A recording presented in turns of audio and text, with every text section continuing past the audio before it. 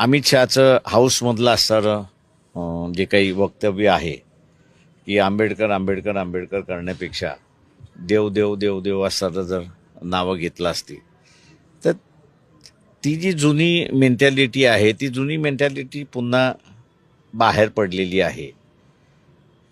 त्याच्यामुळे असणारं नाविन्य काही आहे असं मी त्या ठिकाणी मानत नाही.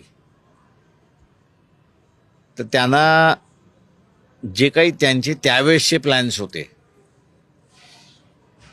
ते आताही त्यांना अंमलात न आणणं हे सगळ्यात मोठं अडचण काँग्रेस पक्ष नाही आहे. तर ते बाबासाहेब आंबेडकर आहेत आणि त्याच्यामुळे त्यांचा असणारा जळफळाट हा होत राहणार अशी परिस्थिती आहे.